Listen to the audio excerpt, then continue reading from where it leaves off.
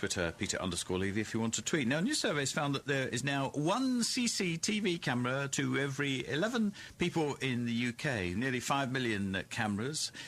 Surveillance is particularly high in sensitive locations, of course, such as care homes, hospitals and schools, which are being watched by 750,000 spy cameras across Great Britain. Opponents of CCTV say that this infringes on our privacy, and there's certainly a lot of them. Security experts say it deters crime. Steve Jolly is from No CCTV and is joining us firstly on the programme now. Steve, good afternoon to you. Good afternoon, Peter. Crime figures down, cameras up. You would obviously accept that they are a vital tool in fighting crime and have been hugely successful. No, that's what we hear repeatedly stated. But all the studies that have been done over the last 20 or 30 years have concluded quite the opposite. They've concluded that CCTV has had no significant effect on crime, and yet we continue to push this as the solution.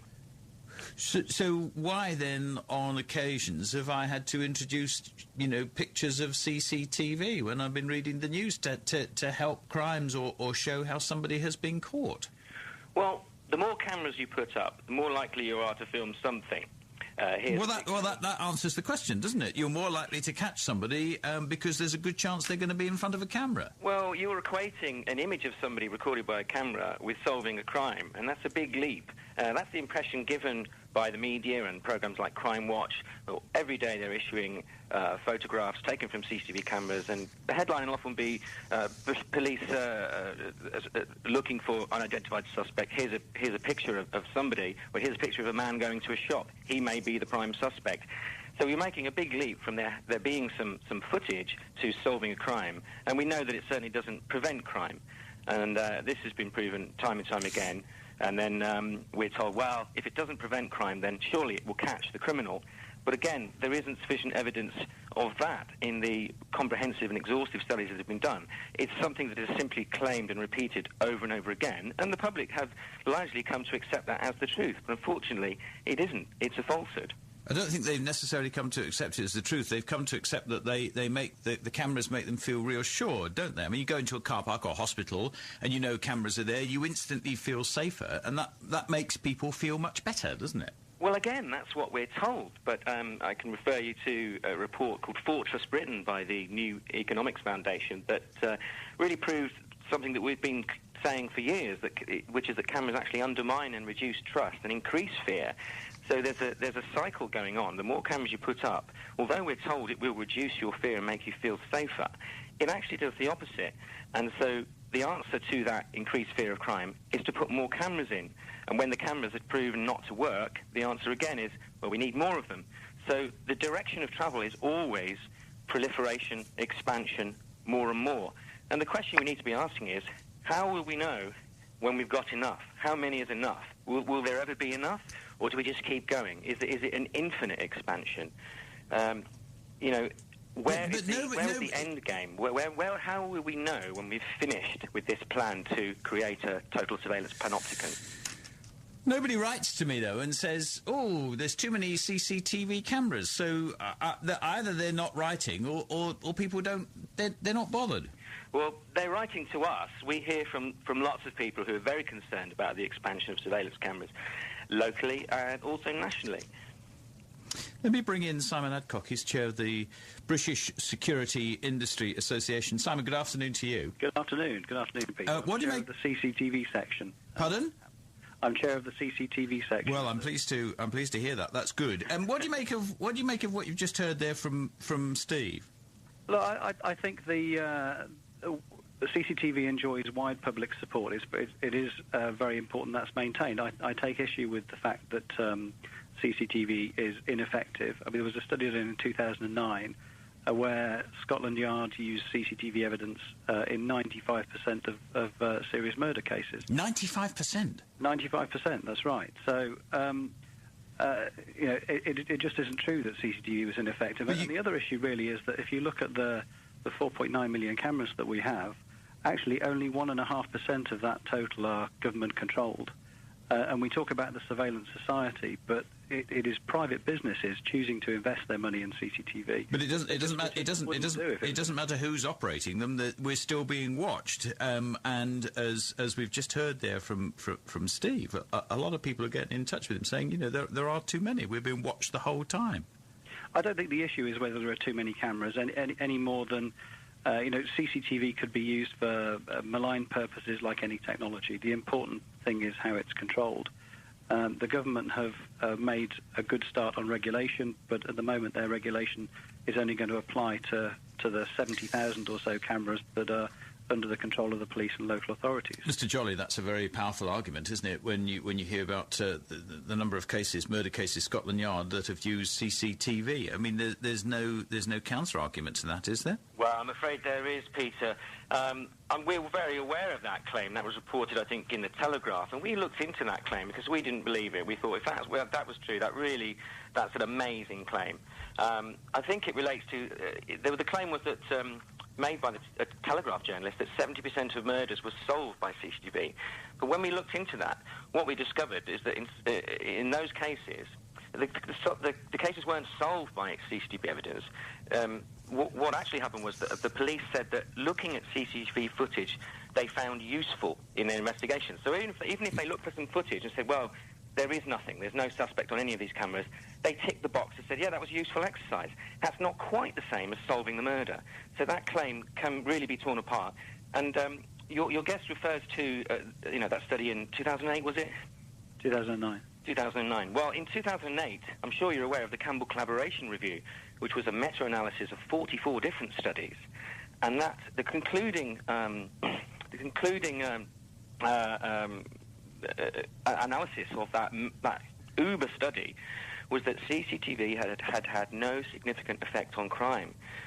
So, how many studies do we want to reject because they don't give us the answer we're seeking? The difficulty with that is that there is no real baseline.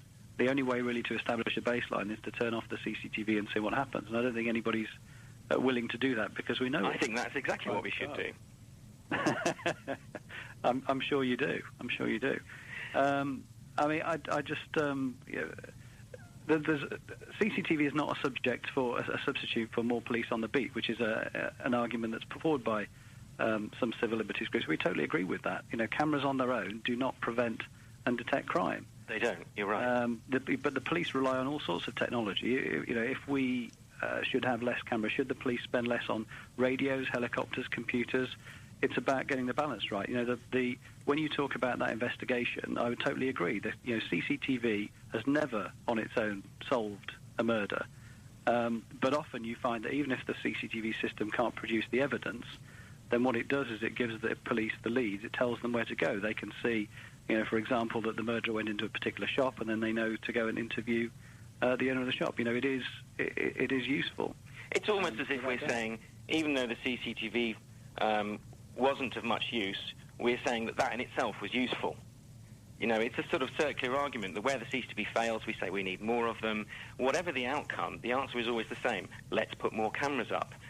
And unfortunately, we've had something recently, the Protection of Freedoms Act, which was supposedly an attempt by the government to restore freedoms that have been lost and to protect them from further erosion. But what the government's actually done with the new CCTV Code of Practice is introduce a bizarre new concept that they've invented, this phrase, surveillance by consent. And whenever you hear that phrase, you could really substitute the word by consent with the word without. It is surveillance without consent. Let me just ask you simply, Mr. Jolly, because people will be quite keen to know this.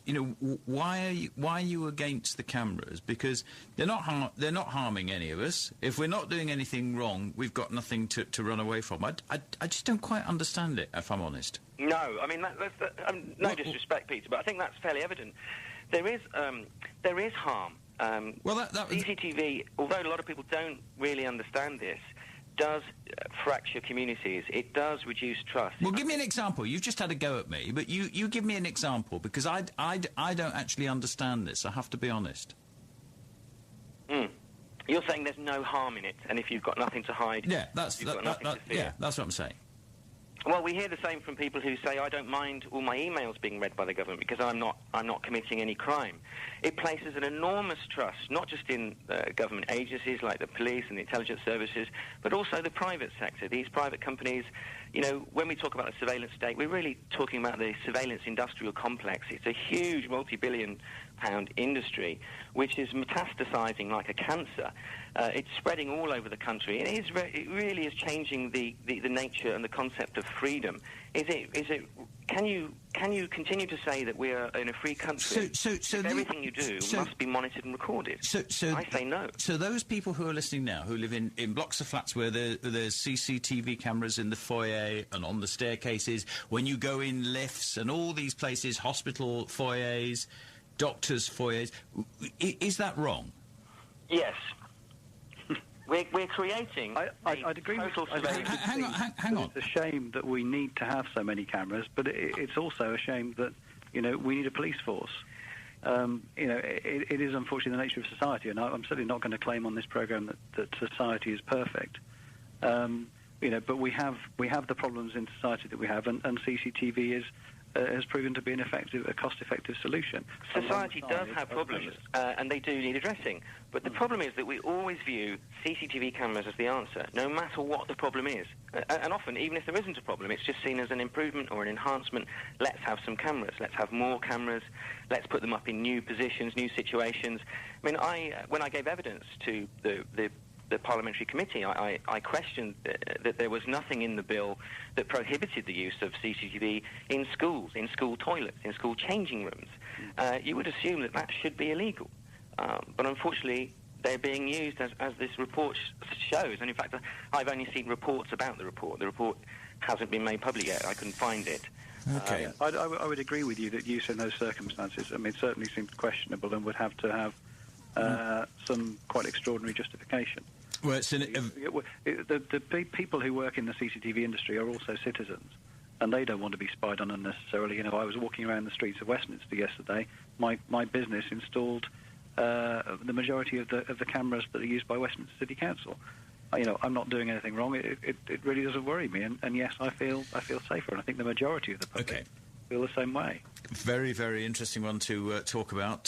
Steve Jolly, thank you very much indeed for your time from No CCTV. Most grateful to you. Thank you, Peter. Thank you very much indeed. Simon Adcock, thank you very much indeed from the British Security Industry Association. That's the figures out today.